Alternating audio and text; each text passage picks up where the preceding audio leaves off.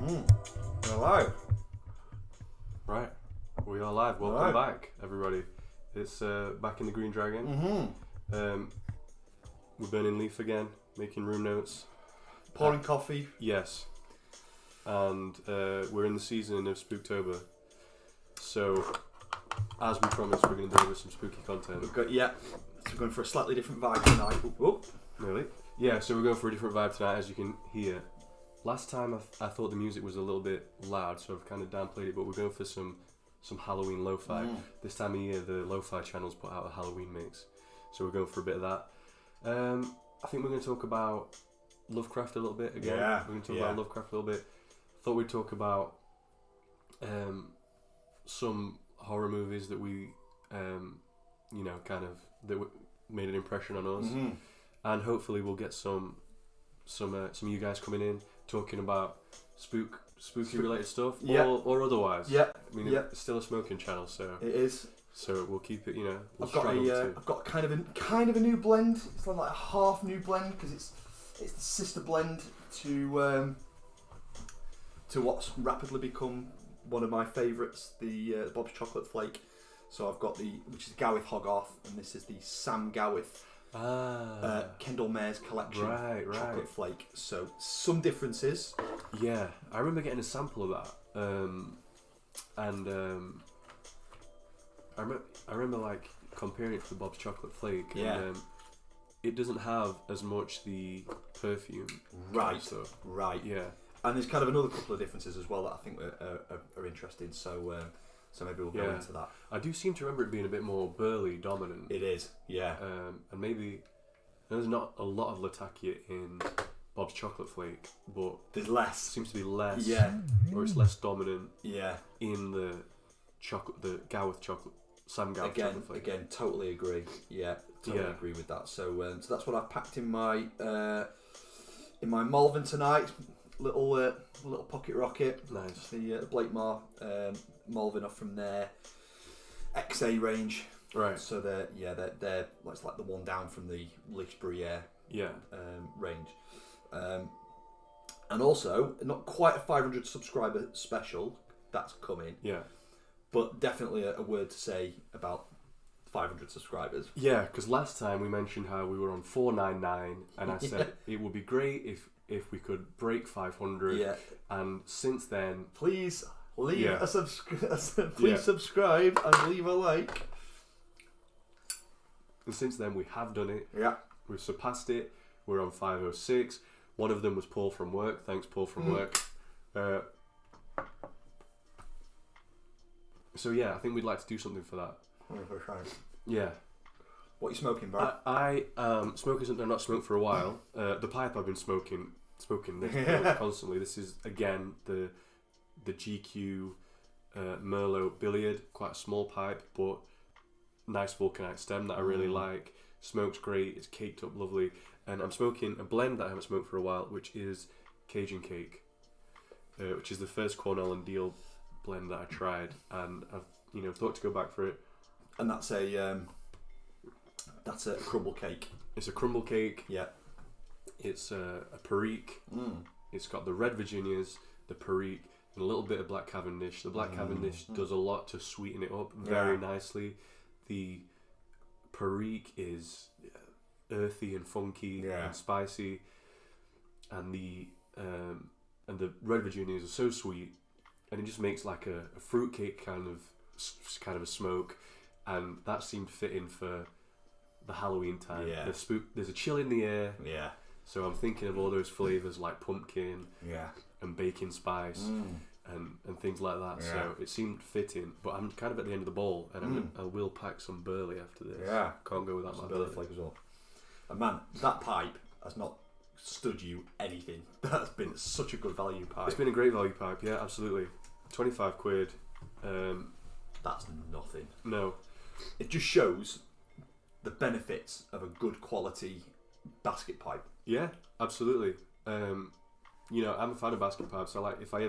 We don't have a lot of, brick and mortar shops to go in, but if I ever do go in one, I like to check if they have basket pipes, see what because it's, it's kind of like a little, I'm still full, thanks mate.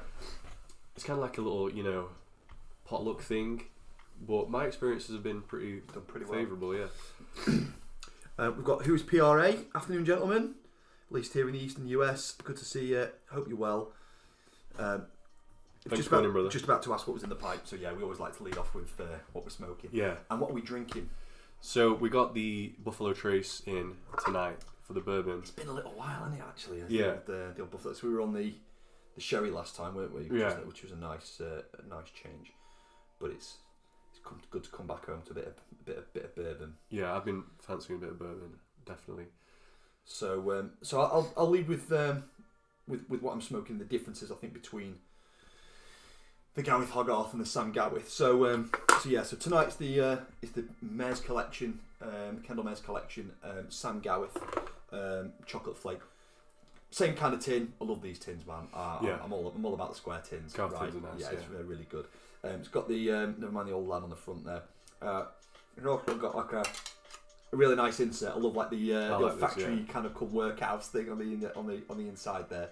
It's probably a bit too far away for me to show you, but the tins are great. Got this nice little bit of artwork. Flakes. So it's quite a thick cut flake. Yeah, typical Gawith style. Typical.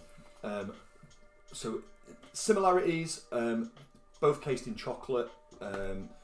Both a blend of Virginia and Burley. Yeah. Both got a bit of a Latakia in for some interest. Both caked with a really good helping of chocolate and a bit of vanilla to sweeten her up. But man, these are two very different blends, I think, in terms of. So the first experience was like, I absolutely love the Gawith Hogarth chocolate flake. Yeah. First thing I wanted to say about that is, and you nailed it straight away. You're like, it's the fragrance, right?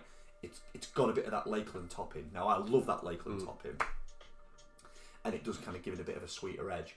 It's not in this, and because of that, the burley and the chocolate I think comes through much clearer, and I don't think the Latakia is anywhere near as prominent, even though there's not a lot of it in Bob's Choc. The Mare's chocolate flake I think is even less Latakia. It's much more focused around those around that casing, the Burley and Virginia combo. Yeah, I think I'd agree with all of that. Yeah, I remember it's been a while since I smoked it, but I remember the Burley coming through in like a really toasted grain kind of a way, like that's it. A bit like popcorn or something. Yeah. But with the chocolate being quite a bit more dominant. Yeah. It's a bit nutty as well. It kind of reminds me a bit of like toasted chestnuts, like roasted chestnuts.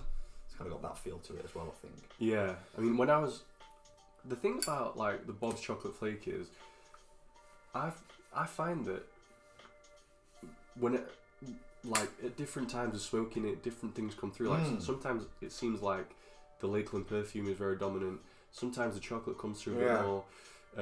Sometimes the Latakia plays in a bit more, but I remember when I was going on a bit of a Bob's chocolate kick, I used to make a hot chocolate with it, and I would drink a hot chocolate with it, and that seemed to bring out the chocolate a bit more. But yeah, both great flakes. The other difference as well that I've noticed this is the way that as soon as I took it out, a flake to pack, it's a very different feel. Yeah. It's a much more heavy, doesn't rub as easy. Like the Bob's chocolate, which I thought was quite unusual for a Gawith Hogarth.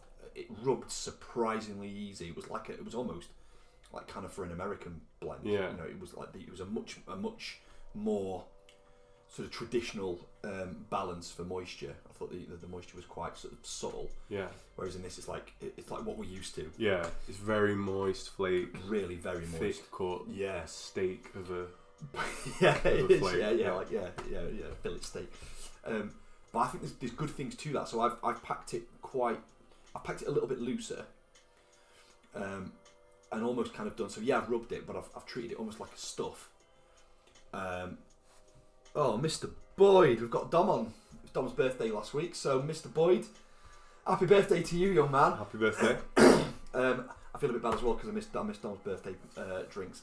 I've been poorly for the last week, and you've not been great either, have you? Me too. I mean, you might hear I'm still a little bit stuffed up, and it has muted my palate a little bit, but I am getting the Perique and the sweetness. We'll smoke that out. Yeah. Don't worry about that. Yeah, I'm hoping a bit of snuff, Yeah. and a bit of whiskey will clear it out. Soon put them flames out. Speaking of, I might have a little pinch. Go for it. Yeah. So I've been stuffing. So treated it almost like a stuff, almost like a like spun tobacco. So once I've rubbed it, kind of use it as a like stuff, stuff method to pack it. And it's lit up fine. Actually, it's actually lit up really, really well. So it comes back as well a little bit to what we were saying before about English blend tobaccos being very thick and heavy and moisture rich. Yeah. As a way of combating some of that rough weather. Schlancher, Dom, we're gonna pour the bourbon out in a second. Yeah, absolutely. So there's that, so it lights up and it keeps really well lit, which is quite nice. But yeah, it's a much more burly forward. It feels a much more burly forward blend, but really good. Yeah, I'm liking it, but very different. And one of the other reviews that I'd read as well, and was about saying that it's basically like two tobaccos in one. That it smokes very different when it's been allowed to dry a little bit now. Right. Well, yeah. They all are. Because you've got a good tobacco and a bad tobacco. Yeah. So yeah, I'm really kind of reticent. I've kind of got out of the habit of doing that now. I think we've got a good understanding for rubbing and for the pack to keep that light going. Yeah, and no doubt it is a little bit more work to get it lit and to keep it. It requires a different technique to smoke it, definitely, but I'll always say that it's worth it for the flavour. Yeah, you're lifting out or alive. Yeah, to smoke it at the tin moisture. Yeah. Fair point. Mm-hmm. I can see where like the Americans are coming from, because having had some experience with their tobacco now, it does come a very good moisture for lighting straight away, which is great. Yeah. But for whatever reason, our tradition is to keep it. Well, I think there's something to it, man, because every time I've took an American blend out with me out at the waterside, I've been out and about, and it's been windy. It's blitzed it. It's burned so fast. Yeah. It's gone in a few seconds. Especially in the Falcon, man. You don't even know you're smoking it. Yeah. So you're kind of missing out a little bit on something. Whereas if I've done a spun, cabbage mixture or navy rolls or whatever it is, or I use flake and I stuff it. I just gently rub it. Keep those thick strands in there just to break the flake up a bit. Yeah, man, it's so much better. Yeah, definitely. Mate, can I catch you clean? Thank you, man. I'm getting a bit of a block chimney here. Right. Well, Halloween. Yeah, Halloween's coming up. Lovecraft. Yeah, Lovecraft. If you want to talk about Lovecraft, so yeah, I've been rereading a bit of Lovecraft lately, and I know you have as well. You've red pilled me on it. Yeah, basically is what he's done. Ari has not for the first time. He's basically called my heritage because I haven't read any Lovecraft. Like, what are you doing not reading Lovecraft? If you like 40k, like you like body horror stuff, like why are you not reading Lovecraft? And I didn't have a good answer for it. So I thought he's going to hit me if I don't, so I better do it. Yeah. So he's a big unit, is Harry, and so I've started reading. So I read on Harry's recommendation, Call of Cthulhu, which I went through a little bit on the last cast. Sorry, the cast before last, I think, and then moved to the Shadow over Innsmouth. Yeah. Which is just a great read. And then I've just finished today the Dunwich Horror. And let me tell you, brothers, it's wild. It's great stuff.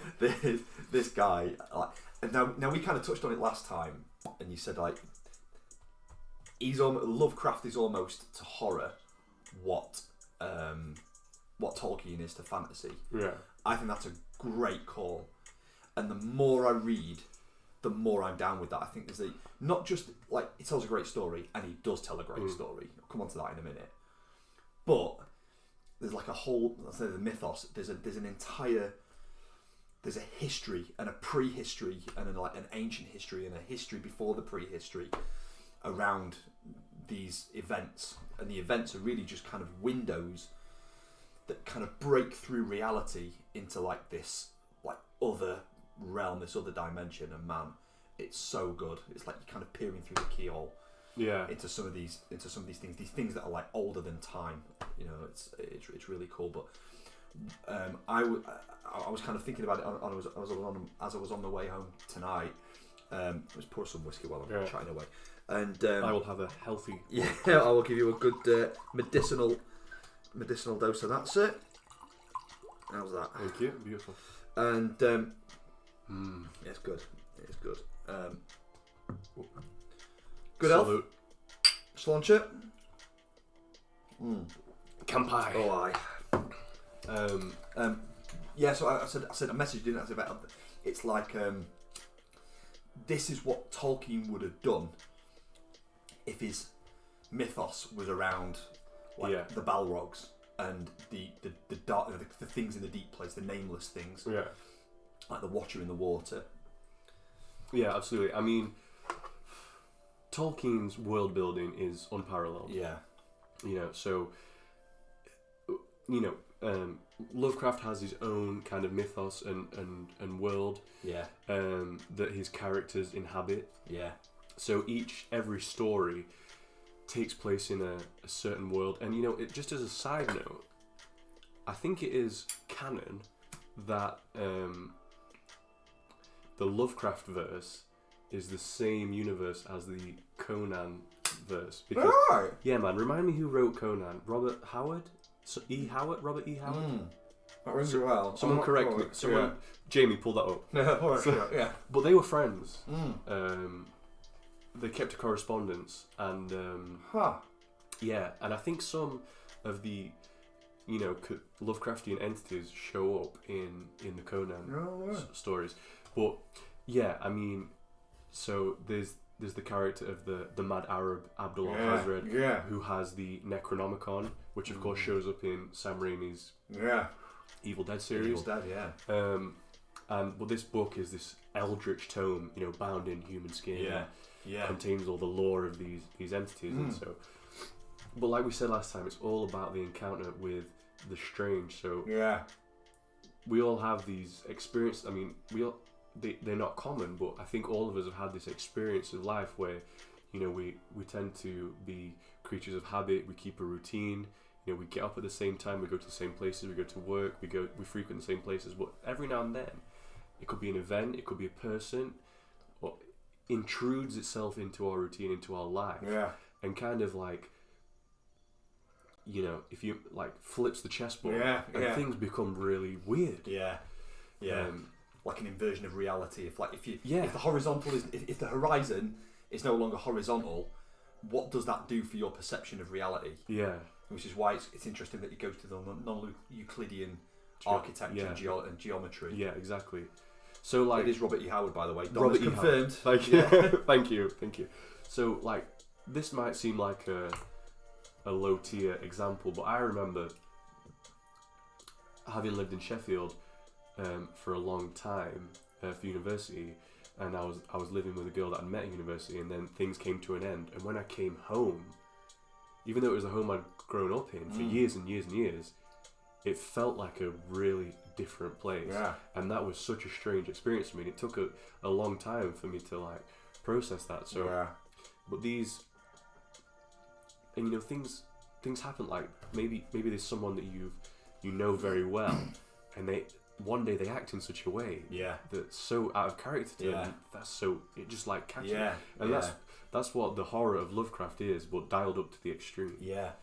So here's one thing that I picked up on in the Dunwich Horror, and that is, how does one of the giveaways, to, not just because like it looked really weird, but like so Lovecraft is great with descriptive. Not only does he describe what things look like really well, he describes what things smell like, and he describes what things feel like and taste like.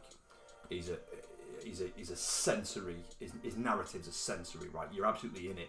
You can hear these weird squelching, sloppy noises. You can feel and see the slime running down the city that Cthulhu, R'lyeh.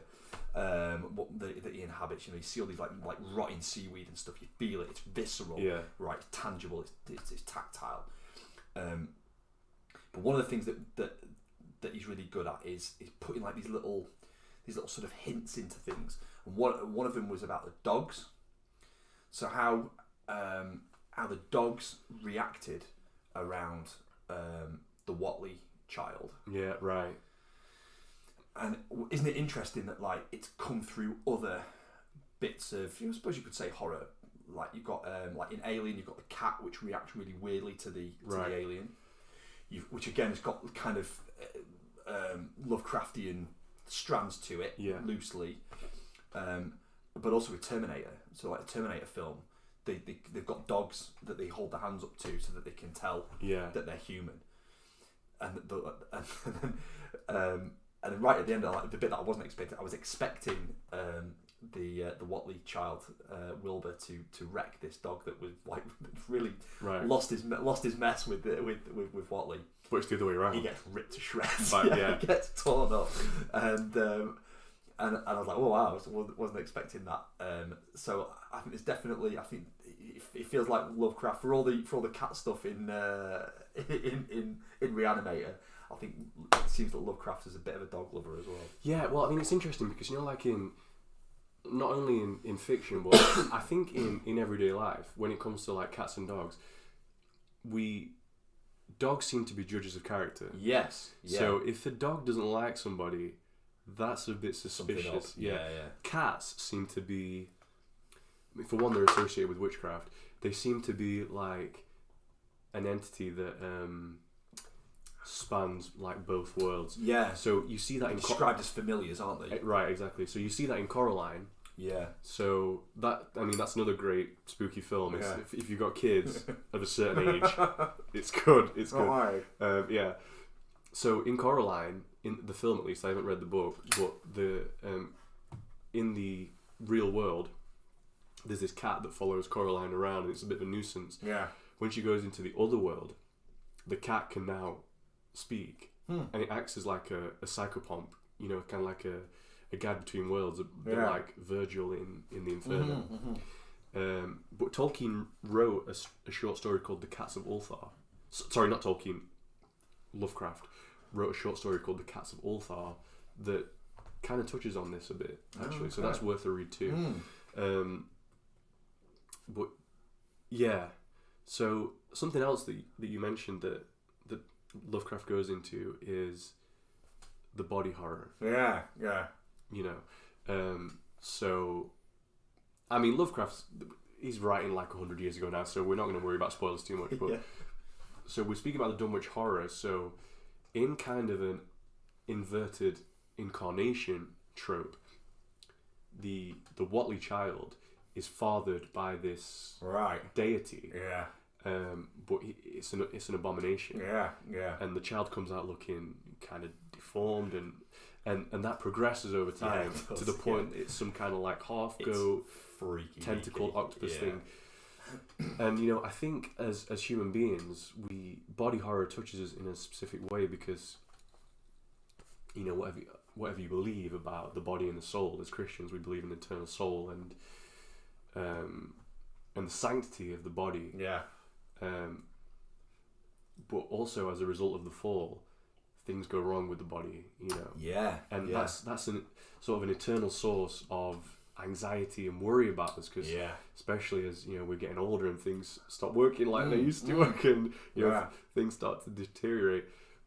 But I think that's another kind of horror that he taps into. Yeah, that's a good point. I think, you know, as well with you know, like the image of Christ, we've got the logos, the icon of the logos within us, and also when you look at sort of icons and depictions, and Christ took on flesh, took on a human body, didn't turn into like you know, there was the transfiguration, which was like, you know, horrendously impactful, terrifying. Is the word I'm looking for. The apostles were terrified. Awesome, in the traditional sense of the word. Awestruck, yeah. You know, turned their faces to the ground. And again, when you hear about the angels, which again, they're terrified when they see these entities, you know, like 6-winged, many-eyed You know, flying aloft. You know, because they have to say, "Be not afraid." Be not afraid. They say, "Be not afraid," because like they're actually terrifying. Yeah. It's like we, you know, depict them. Well, traditionally, they've been depicted as, you know, sort of a human with like a fair human with wings, but that's not how the Bible describes not these at all. angels. Not at all. So you've got the thrones, and you've got the dominions, principalities, and you know, these rings, these like rings with eyeballs, like concentric.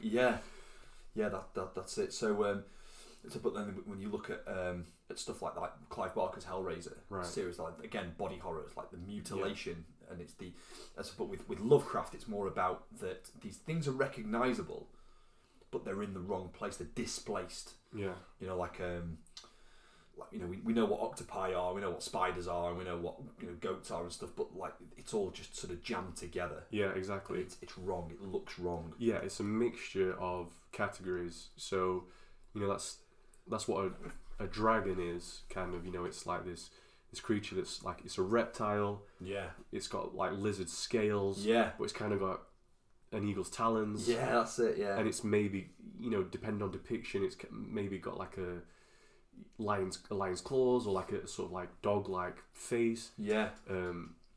And so it's like an amalgamation of categories that represents something that we don't know what to do with. Yeah. We can't categorize that. Yeah. It's not one thing or the other. Yeah. You know, even in the visions of John, you know, in Revelation, he's talking about like the beast with 10 horns. Yeah. But with so many horns and so many eyes and so many crowns, and obviously these, like, it's all numerology. It's all, you know, these things have got meaning behind them. You know, you know, like the name of the Antichrist being sort of numbered. It's got a number, so all this thing that's numbered is you know, is hugely important.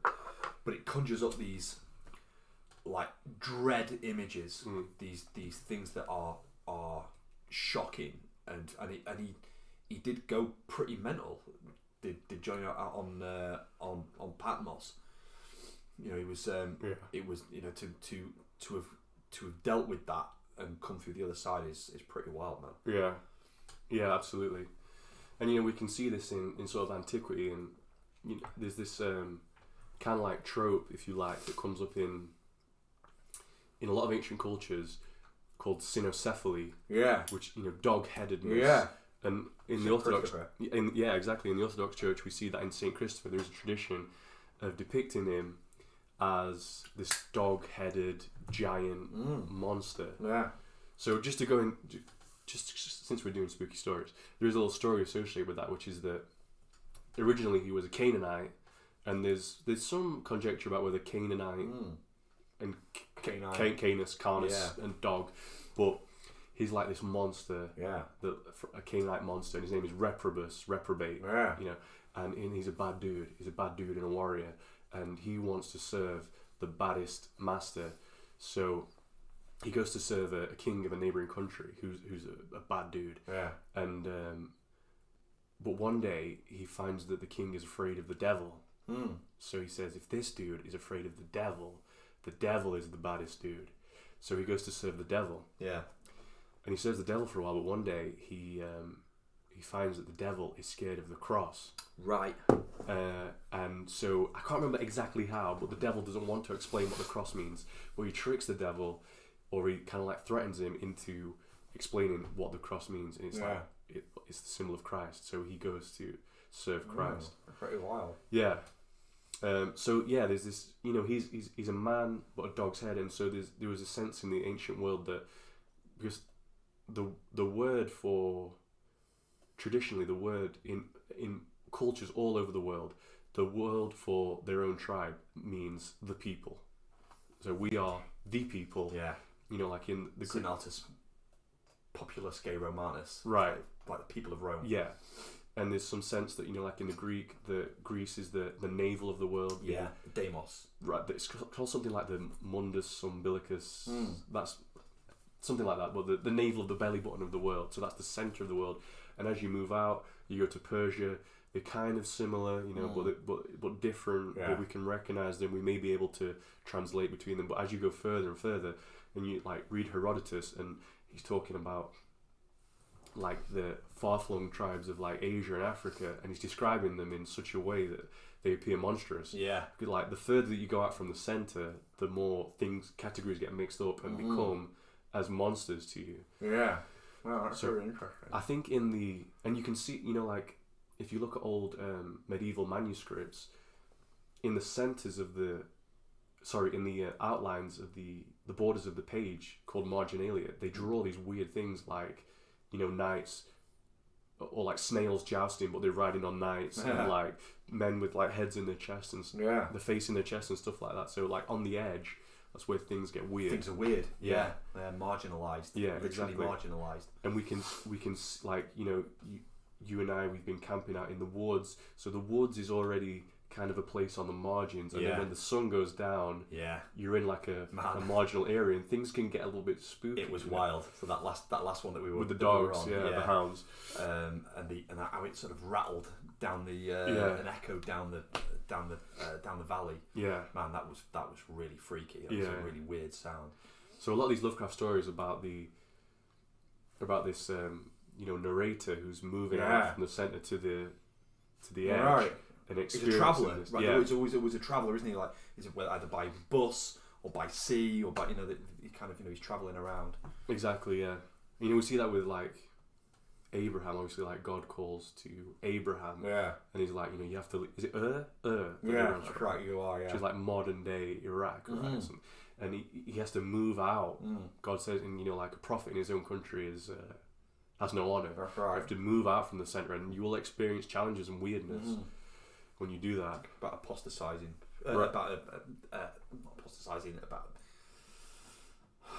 apostleship, right? So like to leave apostatize. Yeah. So I'm so the next one's going to be you've already said like you need to be reading the Rats in the Walls. That's literally what I was about to say. Rats in the Walls is the next one, so that's what I'm gonna delve into. So. Just give me a little rundown, a little QRD on Rats in the Walls. So the Rats in the Walls, again, it's there's a narrator. It's a first-person retelling, if I remember correctly. I believe it is most of it is a first-person. It's about a guy. He is an American, but of English stock. Yeah. And he goes back. So like Lovecraft himself, he goes back to England to restore his ancestral home. Yeah. Now. That's so based. Yeah, you're right. But the surrounding village, it's a place of like evil for them, and they have suspicion. They tell stories about it. A bit like Mansfield. I'm kidding. Kidding. Okay. And so he gets a team together to renovate the house, and he takes up in the tower with his cat. Yeah. And they at night he starts to hear these rats in the walls. Yeah. This scurrying. And the cat hears it first, right? So again, the cat is this like connection, a bridge, And the scurrying appears to be going down, down, down. It takes him down into the cellar. And to get a little bit Jungian, the house is a image of the mind, the psyche, and the rooms that particularly like the upstairs, these are like the higher cognitive functions, perhaps the superego, to use a Freudian term, and then you've got the downstairs, which would be like more, I guess, like the ego, or then you got the basement, which would be like the id or the unconscious. Yeah, shadow movie. Right, and it takes him, these rats take him down into the foundations, and they start to dig, and they see Saxon architecture and then Roman architecture, and then they start to find these even older these evidence of even older rites, and then they finally break down into the below the foundations, and that's where the hammer drops, and it's even though it's 100 years old, I still don't want to ruin it, because if you want, I want you to read it. That's going to be the next one. But it's one of perhaps my favourite. I know you think that's interesting. Like it's almost like how Lovecraft writes in microcosm, like he drills down, you've got surface level stuff, and he goes down and down and down and down. Exactly. It's like, it starts off like this nice guy's having a trip out, and then at the very end, he's either dead or he's mental. Yeah, exactly. Because wild stuff happens. Exactly. And, come to think of it now, a couple of Lovecraft stories involve a descent. Yeah. I'm thinking of Rats from the Walls, The Last Statement of Randolph Carter, Under the Pyramids. Could maybe say Call of Cthulhu as well. It's different. Shadow over Innsbruck, because they put the earth, the ocean floor rises. Exactly. It's not necessarily, it's an inversion of the It's a slight descent. inversion because rather than the guy going down, it comes up to him. So yeah, like a lot of them involve like a descent, which is, like it's a Joseph Campbell kind of a thing. It's a tradition, because obviously Christ himself has a descent. Yeah. But in the hero story, as we see with Christ, there is a resurrection. Yeah. But Lovecraft tends to invert that. Yeah. Because that's actually the final resting place. That's the tomb. Yeah. Can't see it. And there's no resurrection. Yeah. Can't see it. Yeah. So whose PRA has said it's fundamental fear through right. To beyond the edge of our understanding is fear. Yeah, absolutely. Maybe the most fundamental in some ways, and I think he plays on that, doesn't he? It's like the most, like I said, the most fundamental horror. Yeah, absolutely. Like fear of the unknown. And to go back to that, like, house image, and about delving in, if we grant that the house is an image of the psyche, a lot of us will know that there are parts of us, that are kind of scary, right, to go into it. Yeah, 100%. If you have any kind of a contemplative practice, whether it's hesychasm, whether it's contemplative prayer, or any kind confession, man. Yeah, confession. You can go to places like spiritually and mentally. Yeah, you're digging some dark stuff up sometimes. Yeah, and it's I've had those experiences. Yeah. Where it's like physically. It's unnerving, man. It's unsettling. Yeah, very much so. So we're going to go for some. So that's going to be on the next one. Yeah, Rats in the Walls. We'll get on that. I think we'll also we'll try and get a horror film between then and now. Yeah. Maybe good to do a giallo. Yeah, I'd like to do that. Maybe Suspiria, something by Argento. Yeah. Speaking of films, though, just to take a slight digression, we are going to see the new Scorsese flick next week. It was going to be today. Yeah, it was my mistake. Yeah, that's all right, man. So yeah, I fully believed up until this morning. I fully believed that tomorrow I was going to my son's first parents' evening and then going to see the new Scorsese flick, but it's actually next week. Oh, well, so we can wait. Yeah. Yeah, but that's not a horror flick. But we are going to go see that, and we'll talk a little bit about that. Yeah, that'd be good. But yeah, should we move on to some horror movies? Yeah, that have made an impression on us. Go for it. So, one that always comes to mind for me is Pet Sematary. Yeah. So I remember that coming on the TV when I was fairly young. I don't remember exactly, probably early teens. Probably a bit too young to be watching it. But what sticks out for me in my mind, one of the just scariest characters in horror is Zelda. You remember the sister? Right. Yeah. So what a piece of work. Yeah. So they remade that recently, I think in 2017. That's right. Yeah. I can't remember who directed that now. No, I can't either. It wasn't Sam Raimi, but again, it was someone that I'd heard of. Yeah, John Lithgow was in it. He played Judd. Yeah. Can't remember who did Judd, but it was the guy who was in. What was that show that was a bit like The Addams Family, but Monsters. Yes. Yeah, he was. What was his name? Eddie Munster. Yeah.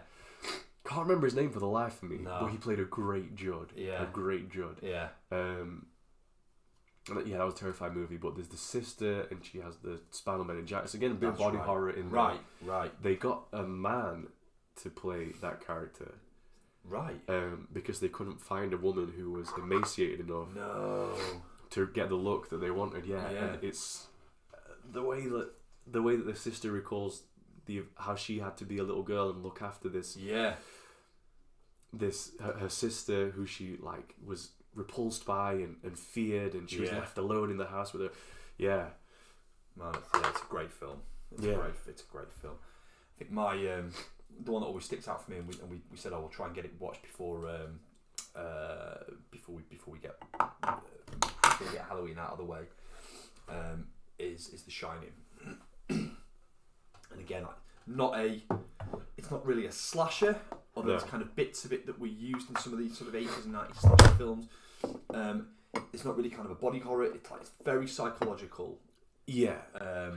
But man, when it all starts dropping to pieces, it's so freaky. But what I loved about it, so Kubrick being a interesting heritage, and also his some of his practice in his filmmaking, man, just what a filmmaker, so good. And the thing that I really struck on was the way that he uses music. So he doesn't really use a lot of production music. So only once in 2001 he got a composer, was it Alexander North? Alex North to do a score for 2001, and he loved his production music that much that like stand-in music effectively. The Richard Strauss Thus Spake Zarathustra. Right. He loved it so much that it was like he couldn't bear to part with it. Right. Never after, and pretty much most of the time, ever after that, he never used a score. He would always have other like pre-composed pieces of music. Okay. And the bit where Jack is starting to he's starting to split. You know, Mr. Torrance is starting to split. Is Jack Torrance, and is the way that Kubrick presented that on screen was to just superimpose two pieces of music, one of which was Dies Irae. Oh yeah, like the Wrath of God. I love that. Day of Wrath. And the other one was Penderecki, Threnody for the Victims of Hiroshima. And man, that's just I think, and it's a Penderecki piece, I think. And it represents the two sides of Jack's psyche just completely unraveling. So good. And then the like the symbolism and the way that his brain starts ripping to pieces. Man, it's so good. It's such a great film. Still spoken about now, and like with every good film that I watch, it doesn't matter how many times I watch it again, I'll find something that I didn't recognise from last time. There's huge rewatch value in The Shining. So just to go on some of the stuff you were saying there about the splitting stuff. So the twin girls. Yes. That's an image of my a girls. Yeah, exactly. Didn't much care for the Overlook Hotel. Yes, that's an image of the psyche splitting, and there's a lot of mirrors. In The Shining. Yeah. That's a symbol of the split as well, and not just mirrors, but there's so many reflective surfaces in that movie. The floor is reflective. Some of the surfaces, like in the kitchen, are reflective. Yeah.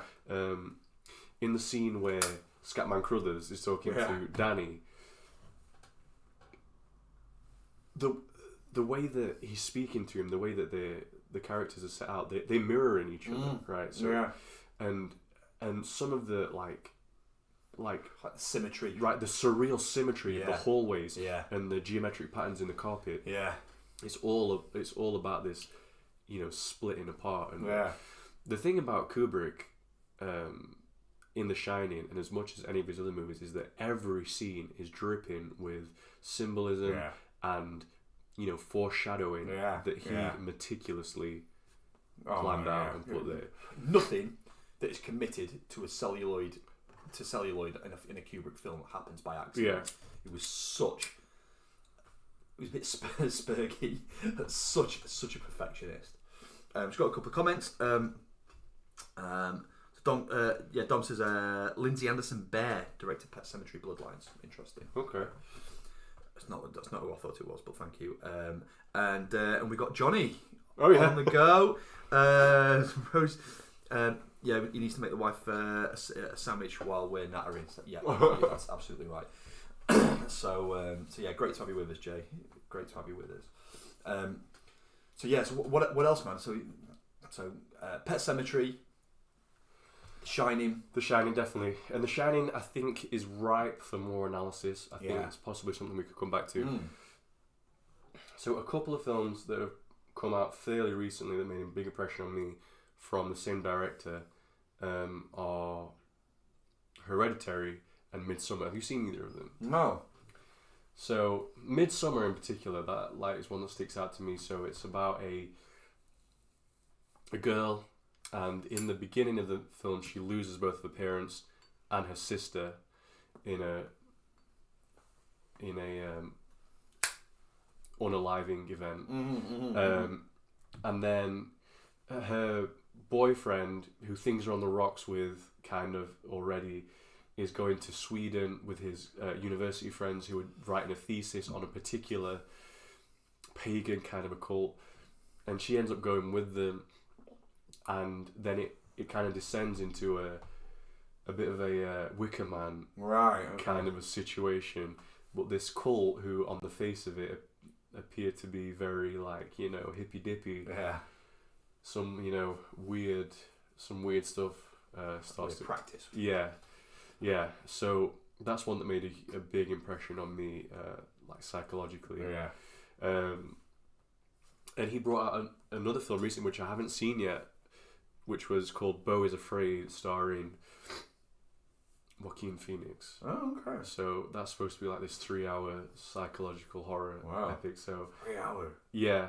Wow. So I really prefer. I'm really going for the.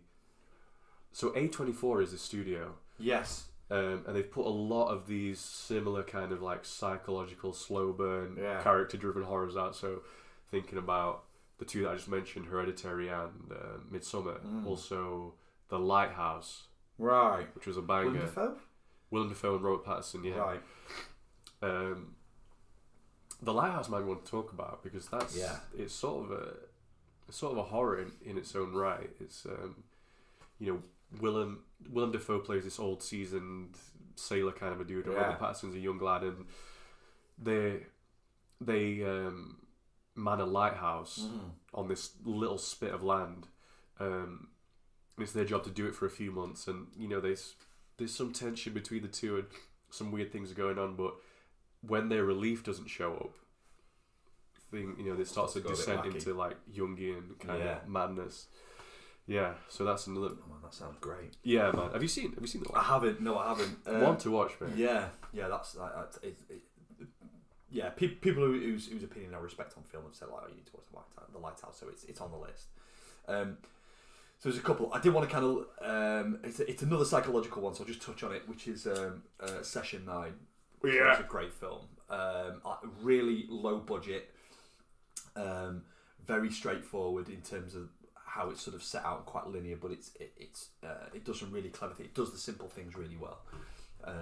Set in the psych hospital. It's a banger in Baltimore. It's a great film, and again, the audio makes it. Yeah. Those really weird, distorted, time warped tape interviews of the little girl who has unlived her brother and her family after having an episode, and you start to hear the it's done in 9 sessions, hence Session 9, and it takes 9 sessions to get to the personality that was responsible for flipping out, but it also mirrors kind of what's going on inside this group of guys who were going out doing some asbestos removal. That's it, yeah. David Caruso. Yeah. And classes.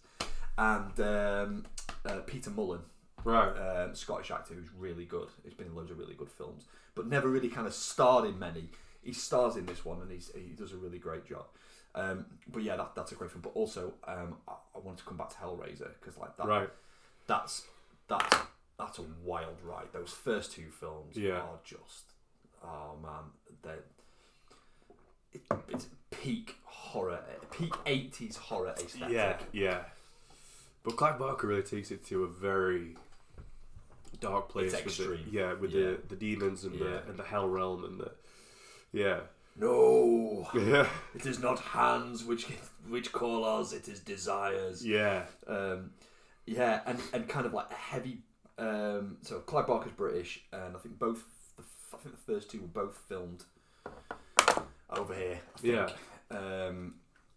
Then obviously like the third one, going beyond from the third one. I know it's just had a remake recently, which was not bad. It got its moments. Does some things quite well, but yeah, the aesthetic for the Cenobites, and again, like there's all this kind of inversion stuff, like the Cenobites, like Cenobitic monasticism, is described as the priest of Leviathan. He's dressed in number 2, right? Right, and he's dressed in the garb of it looks like the cut of the fabric, the cut of his vestments. Yeah, and I use that word on purpose. Right, yeah, because they are priests. They are, and the way that they're dressed is there's kind of an inversion of like Orthodox vestments. If you see an Orthodox monastic in a schema, like a great schema, like these guys look like wizards. They do. Yeah. And it's it's all skulls and it's very stark, deep black. woods. Right. But these are good guys. Yeah. But yeah, so this again, he's kind of drawn from a mythos. There's a story, but not quite to the same extent, or nowhere near the same extent as what Lovecraft has done with his. But there's these things inhabit a space, and the way that these two spaces cross over, and like the people who get involved and the relationships between them, like between Kirsty and her dad, and her dad remarries, and that whole tension in the first one is really what it's all about, and her brother and his brother Frank. Frank. It's only Uncle Frank. So yeah, and again, there's some really. I know it's kind of, it looks really dated now, but the stories behind it and the mythos that he creates around it, I just think is really great. Visually, man, it's really up there as far as horror is concerned. Yeah. So yeah, who's PRA says had such great things about Midsummer and Hereditary. Worth a watch, on dude. the list. Yeah, likewise. So that'd be good. In terms of Coraline, so I've done a bit of a silly, and I said, that looks alright. So the kids were looking for a film to watch. Like, that kind of looks alright. In my defence, Your Honour, right, it was in the kids section. So I thought, that's probably alright. So kind of put that on, and then I heard like, Daddy! It's like my 7-year-old's like, no, Daddy, it's really terrible. Like, it can't be that bad. Tanya's like, the missus, she's like, oh, have you actually watched it? I'm like, no. She explained what it was all about. Like, yeah, we'll probably we'll shelve that there. We'll watch that again another time. We'll wait till we get a bit bigger. Coraline is a good one because, I mean, like, not to get too pop psychology, but I think what it is about a child's experience of having a narcissistic mother. Yeah. It's a bit like the Hansel and Gretel tale of the mother that won't let go. Yeah. So in the real world, Coraline has this experience of a parents that they're always busy with something. They're a little bit borderline neglectful. Don't have a lot of time for her.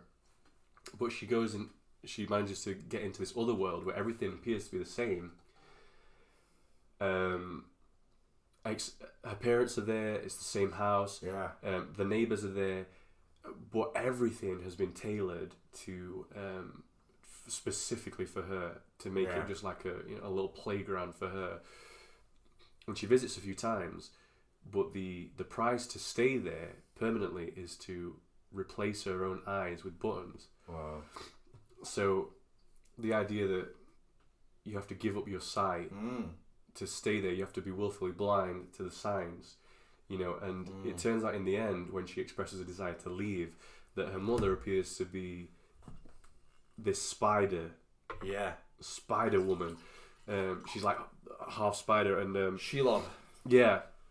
And so, what do spiders do? They weave webs, thank you. And what do webs do? They ensnare and trap, and that's...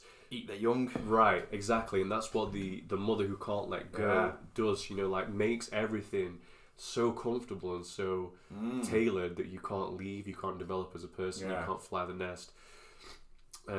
So yeah, that had it's a really good story. I enjoyed it, and yeah, like I showed it to the kids too, and they were like 4 and 2, and they liked it, and they'd ask for it again. They go, put Coraline on, and then but like when stuff gets there, turn it off.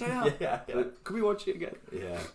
But yeah, so Coraline's a good one. If you got kids, put it on for them. Yeah. Oh, that's cool. So yeah, so we'll try and get a few of those in between then and now. Yeah. I would like to. I've mentioned it on a couple of casts about the Barbarian Sound Studio. Yeah. And just to kind of touch on something that you mentioned earlier about that almost kind of like the reality being like an illusion, not necessarily an illusion that somebody's trying to con us, but like we create a model for ourselves in the way that we perceive things. And when that gets effed with, right, things kind of it affects us very fundamentally. Yeah. If the horizon's not straight, then what? If the geometry's not right, it doesn't add up to the triangle doesn't add up to 180 degrees, then what? And it's physically unnerving. So that film was precipitated. The guy that directed it, whose name I forget, but he'd been to an art exhibition, and it was there was like a display of something that was a light that was shining through and projecting something on the wall, and it invites you to go up to it and to see it close up. Right. And as you went close up to see it, he realised it wasn't projecting at all. It was an aperture into another space, and it completely flipped him out. It's like that's not what he was expecting, and his entire perception of that installation was completely thrown on his head, and it screwed him up. So he was really wanting to sort of have a play with that in some of the themes that he does. But he uses the giallo, the making of giallo films as a way of exploring that idea through the sound, like the sound studio, the Foley studio. So where they're making the sound effects for these really freaky Italian horrors. Yeah. It's so good. That is interesting. Yeah. So we'll try and get that in at some point. I think the other thing as well that we were sort of talking a little bit about was about some more review stuff. I think we're probably due another order. Yeah. And some more reviews, but I think 500 subscribers. 500 sub special. I did say I will buy a new pipe for the 500 sub special. Yeah, I think I'd like to do that too. So maybe that's the move. Yeah. So we'll look at doing that. Yeah, we sort of discussed, not in depth yet, but we sort of discussed maybe because we've both got families. Sometimes we find it hard to get together. Maybe we do some like solo projects, Yeah. And we can upload those individually. Yeah. So we're thinking about maybe a film review kind of a series. Yeah. We can do drinks and blend reviews. So yeah, recently work took me to a brewery, a local brewery in Old Walk, and we were gifted some of the beers. So I'd like to do a review of the beer. Just a bit of a shout out to them as well. A bit of a thanks. Good brewery, yeah. So that might be something we could do. We were thinking about a series called Holy Smokes, where we look at kind of like patristic readings, and maybe that's something that we could do together, but also individually. Yeah. Good shout. Yeah. But as it happens, in this month, I've got a bit of freed up time. So if we can, get together a few more times before October's over, come and revisit like Rats in the Walls. Yeah. The Shining. Yeah. Maybe a bit of Edgar Allan Poe. That's a good call. Yeah. Yeah. So I know they've just, I think they've recently made a TV show based on Fall of the House of Usher. Oh, okay. So yeah, that could be a good one. We could look at Fall of the House of Usher, Murders in the Rue Morgue. Yeah. Telltale Heart. Telltale Heart, yeah. All that good stuff. Yeah. Oh, that's great. Yeah, we'll do that.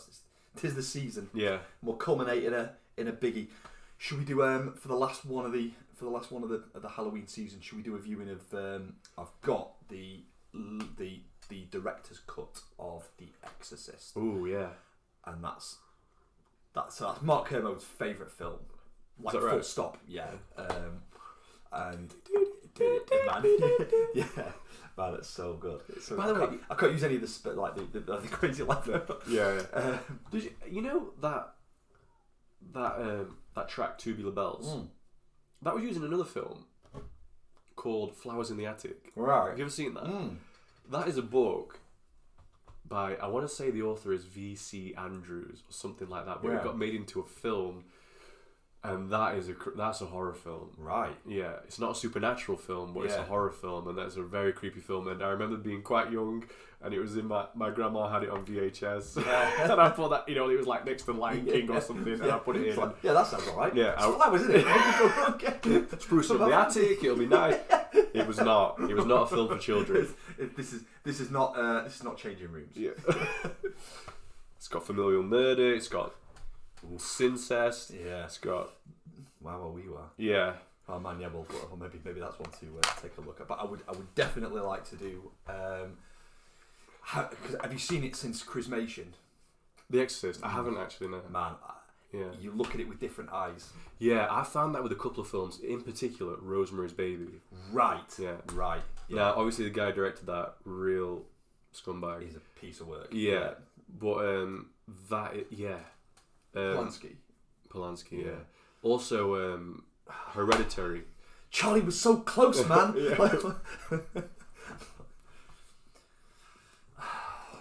Some say homicide, some say garbage disposal. Look, I'm not. I'm just saying. Right. That's just how it is. Hereditary's another one like that. Yeah. Particularly the ending. There's a particular line that if you're a Christian, it'll hit you in a really gross kind of way. Yeah. Yeah. Well, that's maybe one to look. Mm. But yeah, I think maybe that's the last one of the Halloween season. Yeah, that'd be a good call. The Definitely. Exorcist. It's a banger. Was that 79? That came out. Yeah. William Friedkin. Yeah. Yeah. Yeah. It's Max good. von Sydow. Right. Yeah, it's good. It's really good. We'll do that. Cool. Okay. So yeah, I think that's it for comments. So look, thanks for joining us, guys. Yeah, thanks for joining everybody. We'll Always a pleasure. We'll look to oh man, having a smoke, having a drink, especially on a weekday, especially on a school night, outstanding. It's really Cheeky. Yeah. So yeah, we'll hook up for the next one. If you've got a free week next week, then we'll try and get one in pretty much straight away. Yeah, it's next week. Next Thursday we're going to go and watch the film, so we'll maybe think about next weekend might be good. Next weekend will be good. Yeah. Yeah. Absolutely. Yeah. We'll put that on the community post anyway, won't we? About when we're doing it. And, yeah, because we could do a fresh review. Fresh. Of the new Scorsese flick. It's not horrible. Yeah. It's Scorsese. Speaking of that, Scorsese had an executive producer credit on Long Strange Trip, which is this 4-hour documentary film on Grateful Dead. I'd like to do a bit of review of that. More Grateful Dead, Harry. Yeah, more Grateful Dead. It's going to get you the sack, that. I know, yeah. I'm getting in trouble at work for playing too much Grateful Dead all the time. I've been called a one-trick pony. And things of that nature. Not bothered. It's made no difference. So yeah, I'd like maybe after October, maybe in November, I'll put that up. Yeah, man. But yeah, so sounds good. Got some stuff that directions that we'd like to go in and whatnot. Keep it going. So yeah, thank you so much for being with us through all of it, getting us up to 500. Yeah, that's been great. Wild, massively appreciated. Yeah, huge. Yeah. Let's get it to 1,000 by next year. Yeah, let's do it. Let's drive on. Let's climb that ladder. Can't stay content for too long. No, that's great. So thanks for joining us.